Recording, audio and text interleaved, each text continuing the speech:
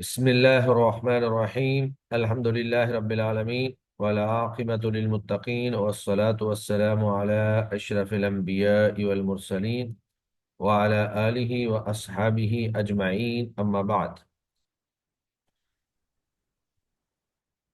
ہم کتاب الجنائز پڑھ رہے تھے اور اس میں جو ہم نے آخری حدیث پڑھی تھی وہ قبروں کی زیارت کے حوالے سے تھی. اس حدیث مبارکہ میں نبی کریم صلی اللہ علیہ وآلہ وسلم نے فرمایا: کنت نہیتکم عن زیارت القبور فزوروها، کہ میں نے تمہیں قبروں کی زیارت سے منع فرمایا تھا، اب تمہیں اجازت ہے، تم قبروں کی زیارت کر سکتے ہو.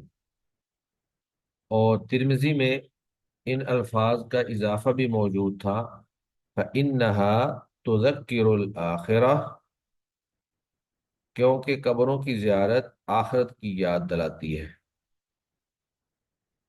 اور ابن ماجہ کے الفاظ تھے: وَتُزَاہِدُ فِی الدُّنْیَا، اور دنیا سے بے رغبتی پیدا کرتی ہے.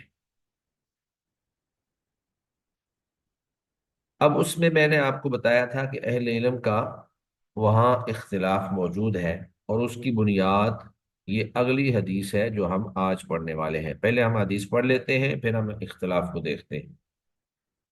وعن ابی ہریرہ رضی اللہ عنہ، سیدنا ابو ہریرہ رضی اللہ عنہ سے روایت ہے: ان رسول اللہ صلی اللہ علیہ وسلم، بے شک رسول اللہ صلی اللہ علیہ وسلم نے لعن، آپ نے لعنت فرمائی، زائرات القبور، قبروں کی زیارت کرنے والی عورتوں پر.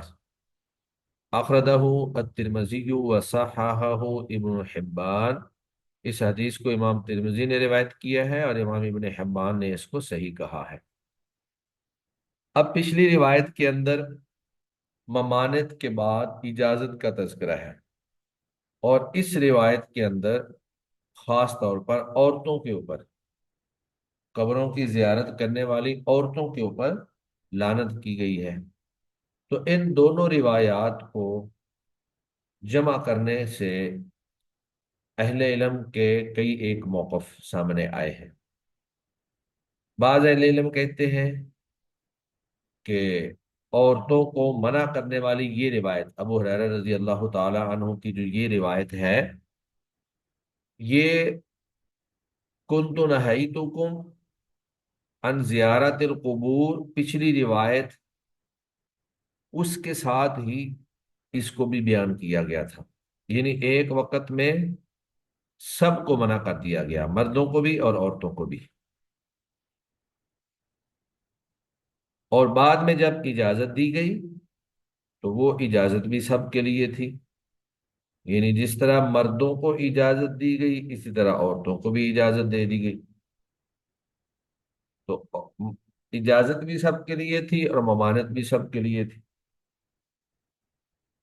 لہذا اب عورتیں بھی قبروں کی زیارت کر سکتی ہیں اور مرد بھی قبروں کی زیارت کر سکتے ہیں.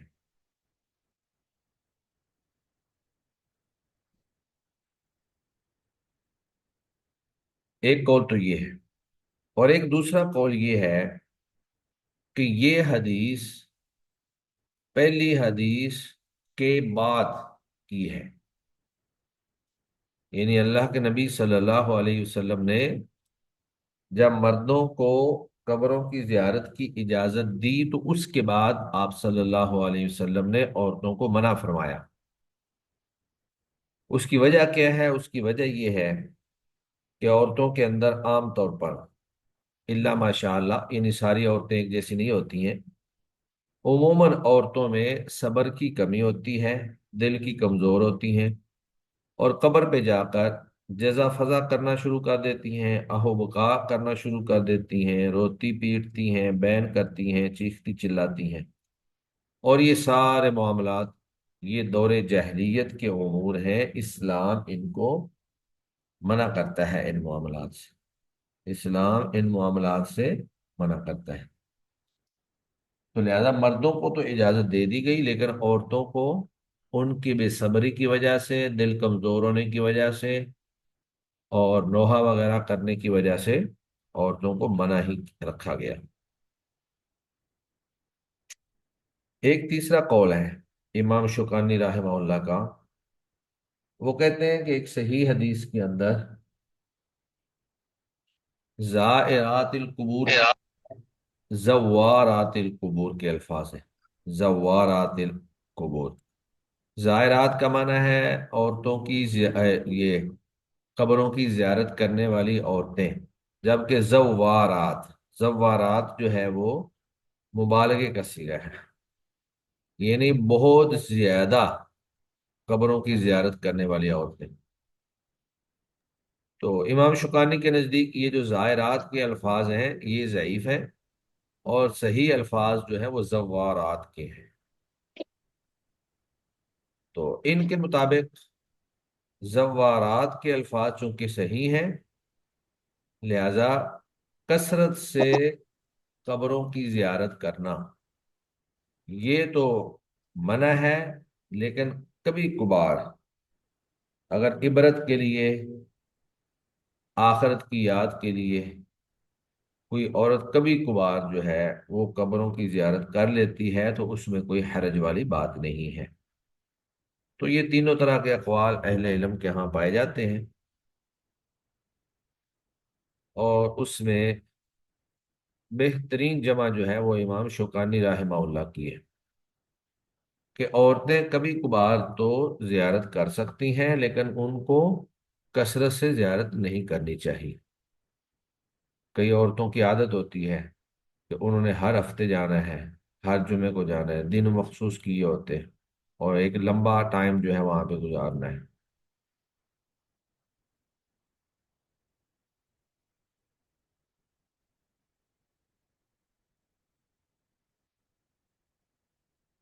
تو ان روایات کو جمع کرنے سے جو بات واضح طور پر سامنے آتی ہے وہ یہی ہے کہ کبھی کبھار کوئی سال میں ایک آدھ دفعہ آخرت کو یاد کرنے کے لیے، اور پھر وہ عورت جو اپنے اوپر کنٹرول کر سکے، صبر کا دامن ہاتھ سے نہ چھوٹنے دے، وہ عورت جو ہے وہ زیارت کر سکتی ہے۔ لیکن کثرت سے زیارت کرنا یا وہاں پہ جا کر جزا فضا کرنا، بے صبری کا مظاہرہ کرنا، یہ جائز نہیں ہے۔ اگر کوئی عورت اپنے اوپر کنٹرول نہیں رکھ سکتی، صبر نہیں کر سکتی ہے، تو اس کے لیے یہ حدیث ہے کہ وہ قبروں کی زیارت کو نہ جائے۔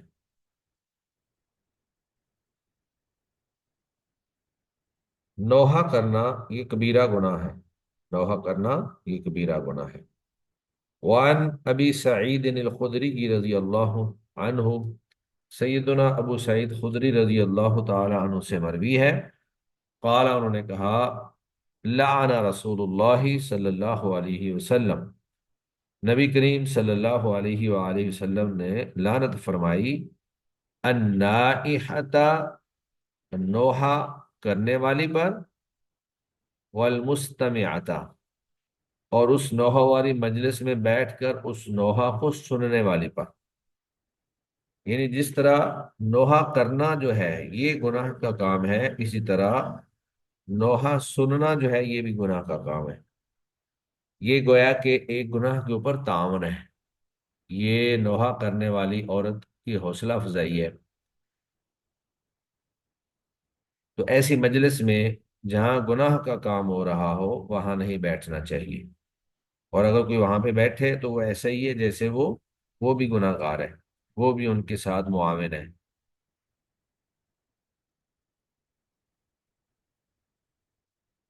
تو اس حدیث سے یہ معلوم ہوا کہ نہ نوحہ کرنا جائز ہے، نہ نوحہ سننا جائز ہے۔ دور جاہلیت میں نوحے کے حوالے سے باقاعدہ عہد لیا جاتا، پابندی کی جاتی،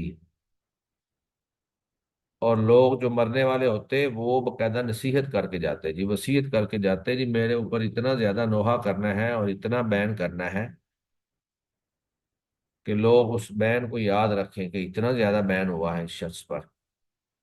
اور پھر یہ جس طرح ہمارے ہاں شادی بیاہ کے موقع پر نیوندرے کا سسٹم ہے، یا موت کے موقع پر بھی مختلف رسمیں چلتی ہیں، ان کے ہاں یہ رسم تھی کہ ہمارا کوئی بندہ فوت ہو جائے تو آپ کی خواتین جو ہیں وہ نوحہ کرنے کے لیے آئیں گی، اور ہمارا کوئی بندہ فوت ہو جائے تو ہماری خواتین جو ہیں وہ اس پر نوحہ کریں گی۔ یعنی آپس میں یہ رسم چلتی تھی کہ تمہاری فوتگی پر ہماری خواتین بھی آئیں گی، اور ہماری فوتگی پر تمہاری خواتین بھی آئیں گی۔ اپنی خواتین تو خیر ہوتی تھی، اور وہ ایسا جہلیت کا معاملہ تھا کہ وہ لوگ نوحے کو اس شخص کی فضیلت یا اس کا مقام جو ہے وہ ثابت کرنے کے لیے استعمال کرتے تھے، کہ جتنا نوحہ زیادہ ہوگا لوگ سمجھیں گے جی یہ بہت بڑا آدمی ہے۔ لیکن اسلام نے ان چیزوں سے منع فرما دیا۔ وعن ام عطیہ رضی اللہ عنہا، سیدہ ام عطیہ رضی اللہ عنہا سے مروی ہے، قالت، انہوں نے کہا، اخذ علینا رسول اللہ صلی اللہ علیہ وسلم، اللہ کے نبی صلی اللہ علیہ وآلہ وسلم نے ہم سے اس بات کا عہد لیا، اللہ ننوحا، کہ ہم نوحہ نہیں کیا کریں گے۔ تو جب بھی کوئی عورت مسلمان ہوتی ہے، اللہ کے نبی صلی اللہ علیہ وسلم اس سے بیعت لیتے اور اس سے عہد کرتے، اور اس سے یہ وعدہ لیتے کہ تم یہ کام نہیں کرو گی، چوری نہیں کرو گی، زنا نہیں کرو گی، اللہ کے ساتھ شرک نہیں کرو گی، شوہر کی نافرمانی نہیں کرو گی۔ تو اس طرح کے عہد اللہ کے نبی صلی اللہ علیہ وسلم ان سے لیا کرتے تھے۔ تو ان میں ایک عہد یہ بھی تھا کہ ہم نوحہ نہیں کیا کریں گے، کیونکہ نوحہ یہ عام طور پہ عورتوں کی ہی عادت ہے۔ تو اللہ کے نبی صلی اللہ علیہ وسلم عورتوں سے عہد لیا کرتے تھے کہ آپ نوحہ نہیں کیا کریں گی۔ نوحہ جہاں مردہ، یہ زندہ کے لیے نوحہ کرنے والی عورت کے لیے گناہ کا باعث ہے، لعنت کا باعث ہے، وہیں پر اگر مردے نے نوحہ کی وصیت کرنی کی ہو، اور وہ نوحہ کرنے والے لوگوں میں سے ہو، اور وہ باقاعدہ کہہ گیا ہو کہ مجھ کا، میرے اوپر یا مجھ پر آپ لوگوں نے نوحہ کرنا ہے، تو پھر اس میت کو بھی عذاب ہوتا ہے نوحے کی وجہ سے۔ یہ بات میں نے اس لیے کی کہ اگر وہ کہہ گیا ہو، کیونکہ قرآن مجید میں اللہ فرماتے ہیں وَلَا تَزِرُ وَازِرَةٌ وِزْرَ أُخْرَى، کہ کوئی بوجھ اٹھانے والا کسی دوسرے کا بوجھ نہیں اٹھائے گا، کوئی بوجھ اٹھانے والی میت کسی دوسرے کا بوجھ نہیں اٹھائے گی۔ تو اب فوت ہونے والا تو فوت ہو گیا ہے، اگر بعد میں اس کے اوپر کوئی نوحہ کرتا ہے، بین کرتا ہے، تو اس کا کیا قصور ہے؟ تو اگر تو واقعی اس نے وصیت بھی نہیں کی اور وہ نوحہ کو پسند بھی نہیں کرتا تھا، اور بعد والی عورتوں نے یا مردوں نے اس کے اوپر اس طرح کا کوئی کام کیا، تو اس سے وہ بری الذمہ ہے۔ لیکن اگر وہ خود وصیت کر کے گیا کہ میرے اوپر جی اتنا نوحہ ہونا چاہیے، تو واضح بات ہے پھر تو اس نے خود ہی گناہ کا حکم دیا ہے۔ یا وہ شخص نوحے کو جاری کرنے والا تھا، نوحہ کرنے والوں کی سپورٹ کرتا تھا، تو وہ چونکہ اس نے خود ہی ایک ایسا برا عمل جاری کیا جس پر لوگ عمل کرتے رہے، تو اس کے اس برے عمل کو جاری کرنے کی وجہ سے اس کو گناہ ملے گا۔ وعن ابن عمر، سیدنا عبداللہ بن عمر رضی اللہ تعالی عنہ سے مروی ہے، عن النبی صلی اللہ علیہ وسلم، وہ نبی کریم صلی اللہ علیہ وسلم سے روایت کرتے ہیں، قال، انہوں نے فرمایا، المیت یعذب فی قبرہ بما نیح علیہ، متفق علیہ۔ المیت یعذب فی قبرہ، میت کو اس کی قبر میں عذاب دیا جاتا ہے۔ کیوں؟ بما نیح علیہ، جو اس پر نوحہ کیا گیا، یعنی اس کے اوپر جو نوحہ کیا گیا اس کی وجہ سے اس کو قبر میں عذاب دیا جاتا ہے۔ متفق علیہ، یہ حدیث متفق علیہ ہے۔ وَلَهُمَا نَحْوُهُ عَنِ الْمُغِیرَةِ بْنِ شُعْبَةَ، اور ان دونوں کے پاس یعنی بخاری مسلم میں ہی صحیحین میں ہی ایک حدیث حضرت مغیرہ بن شعبہ رضی اللہ تعالی عنہ سے بھی مروی ہے، اس کے اندر بھی یہی الفاظ ہیں۔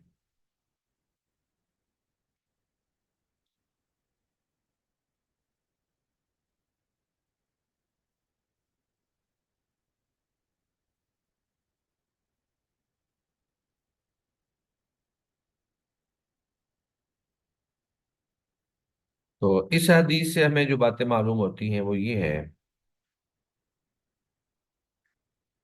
کہ بعض احادیث ایسی ہیں جن کے اندر کچھ ایسی چیزیں حرام کی گئی ہیں جو قرآن مجید کے اندر موجود نہیں ہیں، جیسے اب نوحے کی حرمت کا یہاں پہ بیان ہے، تو قرآن مجید کے اندر نوحے کو حرام نہیں کیا گیا۔ تو احکام میں کچھ احکام ایسے موجود ہیں جو حدیث کے اندر موجود ہیں۔ تو ہمارے لیے جس طرح قرآن مجید حجت ہے، اسی طرح حدیث مبارکہ حجت ہے۔ کسی چیز کی حرمت قرآن سے ثابت ہو جائے یا آپ صلی اللہ علیہ وسلم کی حدیث مبارکہ سے ثابت ہو جائے، وہ چیز ہمارے لیے حرام ہے۔ تو جس طرح قرآن مجید کی حرمت ہمارے لیے حجت ہے، اسی طرح حدیث مبارکہ کی حرمت بھی ہمارے لیے حجت ہے۔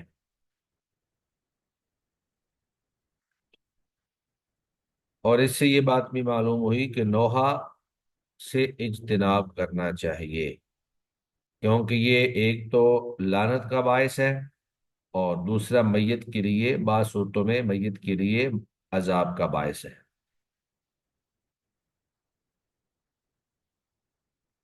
اور اس سے یہ بھی معلوم ہوا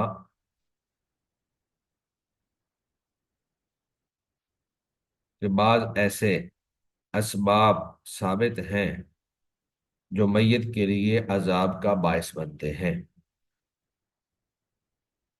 ایک میت ایسی ہو جو پیچھے گناہ جاری کر گئی ہو، اور ایک میت ہوتی ہے جو پیچھے صدقہ جاریہ جو ہے وہ چھوڑ جاتی ہے۔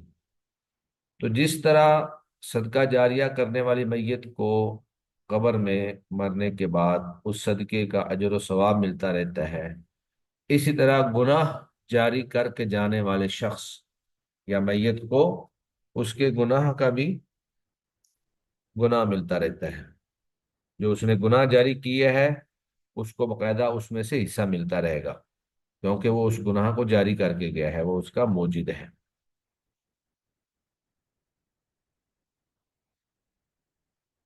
میت پر جب نوحہ جائز نہیں ہے تو کیا بغیر نوحے کے رونا، کیونکہ انسان کو تکلیف پہنچتی ہے، دکھ پہنچتا ہے، انسان غمگین ہوتا ہے،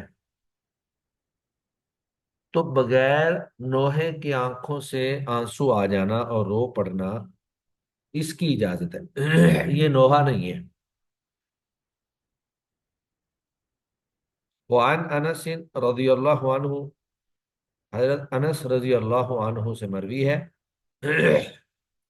قال، انہوں نے فرمایا، شہدت بنتن للنبی صلی اللہ علیہ وسلم تدفن، میں نبی کریم صلی اللہ علیہ وآلہ وسلم کی ایک بیٹی کی تدفین میں شریک ہوا۔ شہدتو میں شریک ہوا، حاضر ہوا، بنت للنبی کی، اللہ کے نبی کی ایک بیٹی کی، تدفن تدفین میں، یعنی جب ان کو دفن کیا جا رہا تھا تو میں شریک ہوا۔ اور یہ سیدہ ام کلثوم زوجہ سیدنا عثمان بن عفان رضی اللہ تعالی عنہ تھی، جو نبی کریم صلی اللہ علیہ وسلم کی زندگی میں ہی وفات پا گئی تھی۔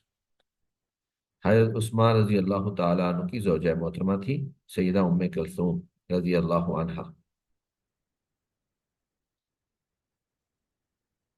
تو سیدنا انس فرماتے ہیں، ورسول اللہ صلی اللہ علیہ وسلم جالس عند القبر، اور اللہ کے نبی صلی اللہ علیہ وسلم قبر کے پاس بیٹھے ہوئے تھے۔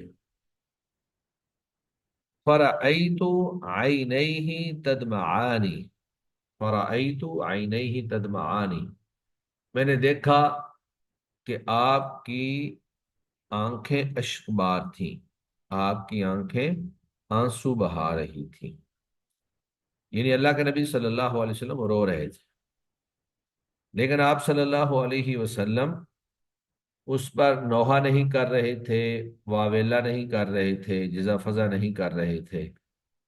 تو باقی شفقت پدری کی بنیاد پر غم کی وجہ سے انسان کی آنکھوں سے آنسو کا جاری ہو جانا یا رو پڑنا، یہ منع نہیں ہے، اس پر انسان کا کنٹرول نہیں ہوتا ہے، یہ انسان کے کنٹرول میں نہیں ہے۔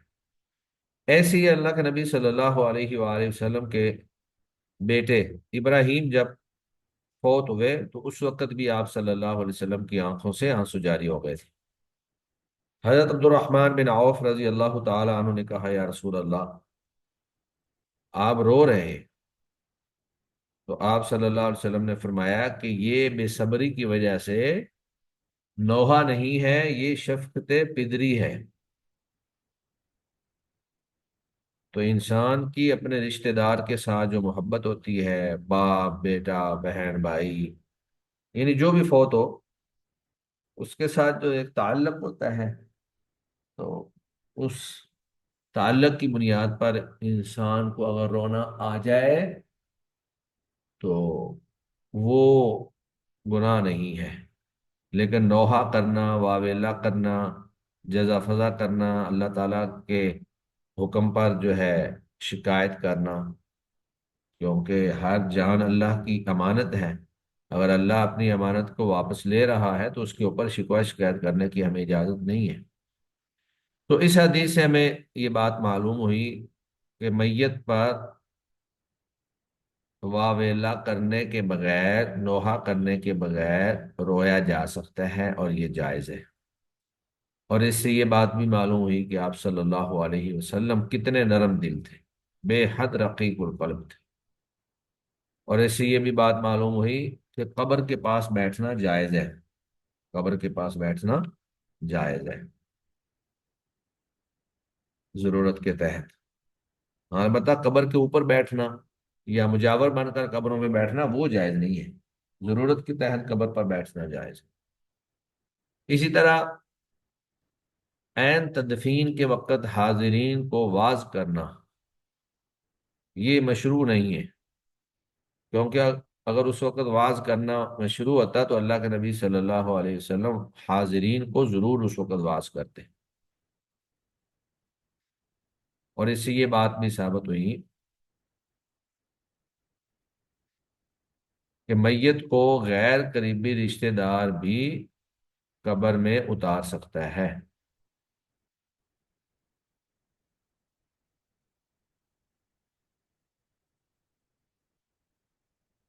کیونکہ یہاں پر آپ صلی اللہ علیہ وآلہ وسلم سیدہ ام کلثوم کے والد ہونے کی حیثیت سے سب سے قریبی رشتہ دار تھے، لیکن آپ نے حضرت طلحہ سے کہا کہ آپ انہیں قبر میں اتاریں۔ اور اس سے یہ بات بھی معلوم ہوئی کہ عورت کو غیر محرم بھی قبر میں اتار سکتا ہے، کیونکہ حضرت طلحہ جو ہیں وہ حضرت ام کلثوم کے محرم نہیں تھے۔ تو میت کو غیر محرم بھی قبر میں اتار سکتا ہے، اگرچہ بہتر یہی ہے کہ محرم ہی اتارے، لیکن اگر ایسا مسئلہ بن جائے کہ محرم موجود نہ ہوں، کئی دفعہ ایسے مسائل پیدا ہو جاتے ہیں کہ محرم کم موجود ہوتے ہیں، یا ایک گھر میں ساری عورتیں ہی تھیں، ان میں سے کوئی فوت ہو گئی تو اب مرد موجود ہی کوئی نہیں ہے محرم، تو پھر غیر محرم جو ہے وہ کسی عورت کو قبر میں اتار سکتا ہے، اس کی چارپائی کو کندھا دے سکتا ہے، میت کو اٹھا کر قبر تک لے جا بھی سکتا ہے۔ اس کے بعد آگے مسئلہ ہے رات کو تدفین کی ممانعت کا بیان۔ رات کو تدفین، تو یہ رات کو تدفین بلا عذر ہے، کیونکہ اس دور میں روشنی نہیں ہوتی تھی، لائٹ وغیرہ کا بندوبست نہیں تھا، تو رات کے اندھیرے میں ایک تو لوگ کم شریک ہوتے تدفین میں یا جنازے کے اندر، بہت گہرا اندھیرا ہوتا تھا، اور دوسرا پھر اندھیرے کی وجہ سے بہت سارے مسائل بھی پیدا ہو سکتے تھے، جس میں حشرات الارض، سانپ بچھو وغیرہ، ان کے ڈسنے کا بھی خدشہ رہتا ہے۔ اور پھر یہ بھی ہے کہ انسان اندھیرے میں صحیح طرح سے میت کو قبر میں ڈال بھی نہیں سکتا ہے، پھر اوپر صحیح طرح سے مٹی وغیرہ بھی نہیں ڈالی جا سکتی ہے۔ تو بلا ضرورت رات کو دفن کرنا ناپسندیدہ عمل ہے۔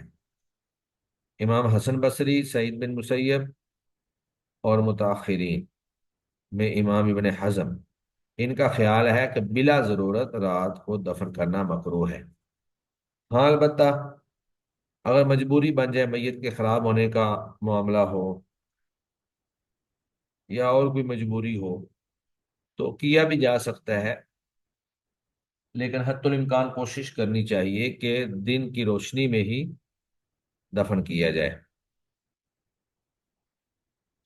تو یہ حدیث بلا ضرورت، بغیر عذر کے رات کو میت کو دفن کرنے کی ممانعت پر دلالت کر رہی ہے۔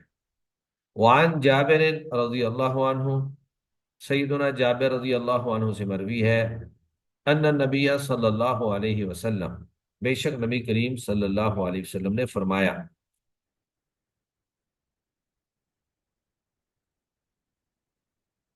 لا تدفنوا موتاکم، نہ تم دفن کرو اپنے مردوں کو، باللیل، رات کو، لا تدفنوا موتاکم باللیل، نہ تم دفن کرو اپنے مردوں کو رات کے وقت، الا ان تضطروا، الا یہ کہ تم ایسا کرنے پر مجبور ہو جاؤ۔ تو جب مجبوری بن جائے تو پھر جائز ہے۔ اخرجہ ابن ماجہ، اس حدیث کو امام ابن ماجہ نے روایت کیا ہے۔ وَأَصْلُهُ فی مسلم، اور اس حدیث کی اصل مسلم میں بھی موجود ہے، صحیح مسلم میں بھی موجود ہے، لیکن قالا، لیکن اس میں الفاظ یہ ہیں، اور وہ کیا ہے؟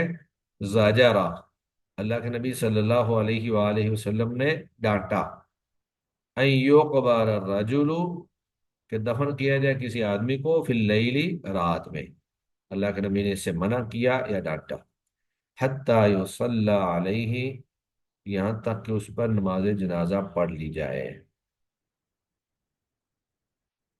یعنی اگر نماز جنازہ آپ لوگوں نے پڑھ لی ہے مغرب کے ٹائم، دن کے وقت میں ہی، تو پھر آپ اس کو دفن کر سکتے ہیں۔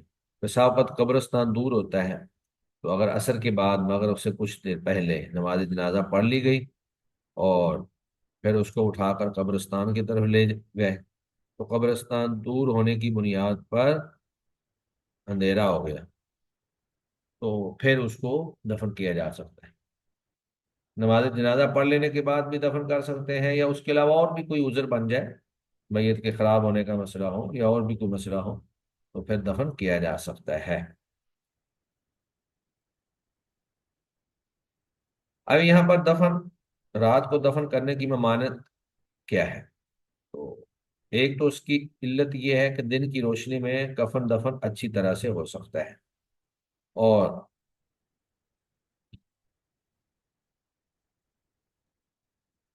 اس حدیث میں جو اللہ کے نبی نے منع فرمایا، اس میں یہ بھی دیگر سندوں میں موجود ہے کہ ان لوگوں نے رات کے اندھیرے کی وجہ سے پورا پورا کفن ہی نہیں دیا تھا۔ اور پھر اس کی دوسری علت یہ ہے کہ رات کی نسبت دن کو نماز جنازہ میں شریک افراد جو ہیں وہ زیادہ ہو سکتے ہیں، کثرت سے لوگ جو ہے وہ شریک ہو سکتے ہیں۔ تو رات کی تدفین صرف مجبوری کی وجہ سے، وہ عورت جو مسجد نبوی میں جھاڑو دیا کرتی تھی، اس کی تدفین بھی رات کو ہوئی ہوتی، حتیٰ کہ اللہ کے نبی صلی اللہ علیہ وسلم کی تدفین، سیدنا ابوبکر اور دیگر متعدد اکابر صحابہ کی تدفین بھی رات کو ہی ہوئی۔ تو یہ جو رات کو ممانعت ہے، یہ صرف کمی کوتاہی کو دور کرنے کی وجہ سے ہے، حتیٰ کہ سیدہ فاطمہ رضی اللہ تعالی عنہا، ان کی تدفین بھی رات کو ہوئی۔ بلکہ ان کے بارے میں تو یہ ہے کہ انہوں نے خود وصیت کی تھی کہ میرا جنازہ رات کو لے جایا جائے، تاکہ کوئی شخص جو ہے وہ میری جسامت کا بھی اندازہ نہ لگا سکے۔ یہ ان کا پردے کا عالم تھا، پردے کی اتنی اہمیت تھی ان کے ہاں کہ کوئی شخص یہ بھی اندازہ نہ لگا سکے کہ میرا قد کتنا ہے یا میری جسامت کتنی ہے۔ اب جنازے سے متعلقہ ہی ایک بات اور ہے کہ میت کے گھر والوں کے ساتھ خیر خواہی کرنی چاہیے، غم خواری کرنی چاہیے، اور ان کے کھانے کا بندوبست جو ہے وہ کیا جائے۔ میت کے گھر والوں کے کھانے کا بندوبست کیا جائے۔ سب سے پہلا حق جو ہے وہ ہمسائے کا ہے۔ ہمسائیگی میں جو شخص موجود ہے اس کو چاہیے کہ وہ میت کے گھر والوں کو کھانا کھلائے، کیونکہ دکھ کی اس گھڑی میں ان لوگوں کا کھانے کی طرف دھیان نہیں ہوتا، لیکن بھوک تو لگتی ہے۔ تو کھانا صرف میت کے گھر والوں کو کھلایا جائے گا یا دور سے آئے ہوئے عزیز و اقارب کو کھلایا جائے گا؟ باقی جو محلے کے لوگ ہیں، وہاں قریب رہنے والے لوگ ہیں، ان کو کھانا اپنے گھر سے جا کر کھانا چاہیے، ان کے لیے درست نہیں ہے کہ وہ میت کے گھر سے کھانا کھائیں۔ کئی علاقوں میں ویسے یہ ایک اچھا بندوبست موجود ہے کہ وہاں ایک کمیٹی بنی ہوئی ہے، اور وہ تھوڑی تھوڑی فنڈنگ جو ہے وہ جمع کرتے رہتے ہیں۔ تو جس گھر میں کوئی فوتگی ہو جائے، پہلے دن کا کھانا وہ کمیٹی دیتی ہے، اور کمیٹی نے یہ بھی اصول بنایا ہوا ہے کہ محلے کا کوئی شخص کھانا نہیں کھائے گا، صرف میت کے گھر والے اور دور سے آئے ہوئے مہمان۔ اگر محلے کا کوئی شخص کھانا کھاتے ہوئے نظر آ جائے تو اس کو جرمانہ کر دیا جاتا ہے۔ تو یہ بڑا اچھا سسٹم ہے کہ جب بھی کسی کے گھر فوتگی ہو تو ایک تو میت کے گھر والوں کو کھانا کھلایا جائے، اور پھر جو دور سے ان کے رشتہ دار آئے ہوئے ہیں ان کو کھانا کھلایا جائے، لیکن محلے کے لوگ اس میں کھانا نہ کھائیں، تاکہ بلا وجہ کا بوجھ نہ پڑے، اور کمیٹی بنا دی جائے، لوگوں سے فنڈنگ وغیرہ ہلکی پھلکی ہوتی رہے، تاکہ اس غم کے موقع پر ان کے ساتھ کچھ غم خاری ہو سکے۔ وعن عبد الله بن جعفر رضي الله عنه قال لما جاء نعي جعفر حين قتل قال رسول الله صلى الله عليه وسلم اصنعوا لآل جعفر طعاما فقد أتاهم ما يشغلهم۔ عبداللہ بن جعفر رضی اللہ عنہ بیان کرتے ہیں کہ لما جاء، جب خبر آئی، نعی جعفر، حضرت جعفر رضی اللہ عنہ کے شہادت کی خبر آئی، تو یہ حضرت جعفر رضی اللہ تعالی عنہ یہ ابو طالب کے بیٹے تھے، اور حضرت علی رضی اللہ عنہ کے بڑے بھائی تھے۔ حضرت علی سے یہ 10 سال بڑے تھے۔ انہوں نے پہلے ہجرت حبشہ کی، وہاں پر قیام پذیر رہے، اور نجاشی نے انہی کے ہاتھ پر اسلام قبول کیا تھا۔ پھر انہوں نے مدینہ کی طرف بھی ہجرت کی، اور یہ خیبر میں اس وقت پہنچے جب خیبر فتح ہو چکا تھا۔ تو ان کو دیکھ کر نبی کریم صلی اللہ علیہ وسلم اتنے خوش ہوئے، فرمایا کہ مجھے نہیں معلوم کہ مجھے خیبر فتح ہونے کی زیادہ خوشی ہے یا جعفر کے آنے کی زیادہ خوشی ہے۔ اللہ کے نبی نے ان کے ماتھے پر بوسہ دیا، انتہائی سخی انسان تھے۔ اور پھر یہ 8 ہجری میں جنگ موتا میں انہوں نے جام شہادت نوش کیا۔ اس مارکہ میں، اس غزوہ میں آپ کمانڈر تھے لشکر اسلام کے، اور جھنڈا ان کے ہاتھ میں تھا، تو کافروں نے ان کے دونوں بازو کاٹ دیے، جس سے ان کا خون زیادہ بہہ گیا اور یہ اللہ کو پیارے ہو گئے۔ تو اللہ کے نبی صلی اللہ علیہ وسلم نے فرمایا کہ اللہ تعالیٰ نے ان کے دنیا کے دونوں بازوؤں کے بدلے میں جنت میں ان کو 2 پر لگا دیے ہیں۔ اب وہ جنت میں جہاں چاہیں پرواز کرتے ہوئے وہاں پہ چلے جائیں۔ اسی لیے انہیں حضرت جعفر طیار بھی کہا جاتا ہے، اور جعفر ذوالجناحین بھی کہا جاتا ہے۔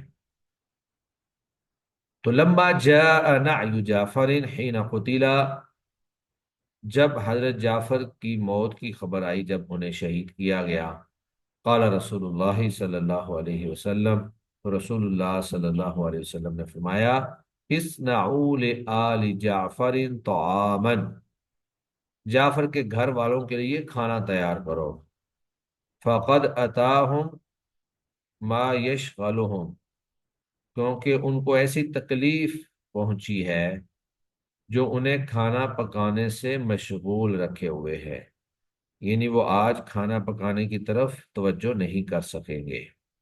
اخرجہ الخمسۃ، اس حدیث کو ائمہ خمسہ نے روایت کیا ہے سوائے نسائی کے۔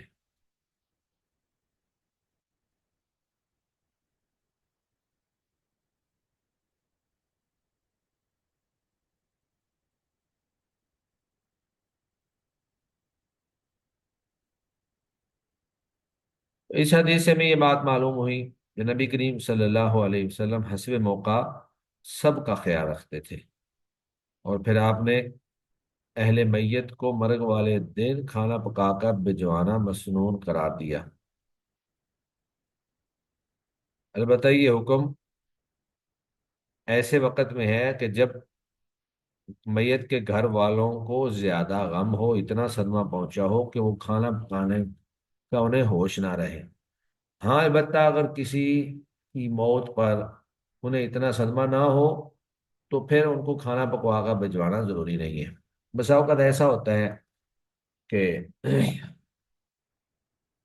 مرنے والا کسی دور علاقے میں فوت ہوتا ہے اور اس کی خبر ملتی ہے، تو اور وہ شخص کوئی زیادہ اہم نہیں ہوتا گھر والوں کے لیے، اگرچہ ہر شخص ہی گھر والوں کے لیے اہم ہوتا ہے، لیکن بسا اوقات ایسے بھی معاملات ہوتے ہیں، تو پھر کھانا پکا کر بیچنا ضروری نہیں ہے۔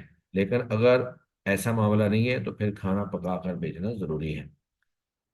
اور پھر اس حدیث کے اندر اسلامی معاشرے کی یہ خوبی بیان کی گئی ہے کہ مسلمان باہم ایک دوسرے کے معاون، خیر خواہ، ایک دوسرے کے ہمدرد اور غم خوار ہوتے ہیں، اور خوشی غمی کے موقع پر ایک دوسرے کے ساتھ شریک ہوتے ہیں۔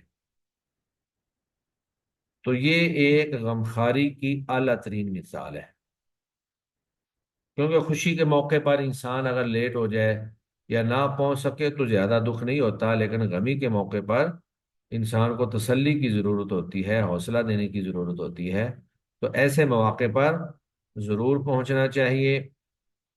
انسان جب جا کر تسلی دیتا ہے، حوصلہ دیتا ہے، تو میت کے گھر والوں کا غم ہلکا ہو جاتا ہے، اور ان کا دکھ جو ہے ان کو کم محسوس ہوتا ہے۔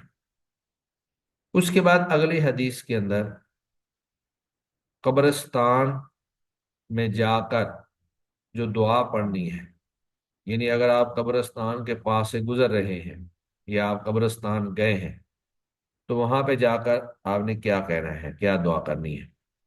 جب بھی آپ نے قبرستان جانا ہے، اس نیت سے جانا ہے کہ میں ان قبر والوں کی مغفرت اور بخشش کے لیے دعا کرنے جا رہا ہوں۔ یہ نیت نہیں ہونی چاہیے کہ میں قبر والوں سے مانگنے جا رہا ہوں، وہ مجھے کچھ دے سکتے ہیں۔ جو بندہ اس دنیا سے فوت ہو گیا ہے وہ آپ کے کسی کام نہیں آ سکتا، جو زندگی میں آپ کے کام نہیں آتا رہا وہ فوت ہونے کے بعد کیا آپ کے کام آئے گا۔ تو اس کا ترجمہ ہم انشاءاللہ دوسری میٹنگ میں پڑھتے ہیں۔ ابھی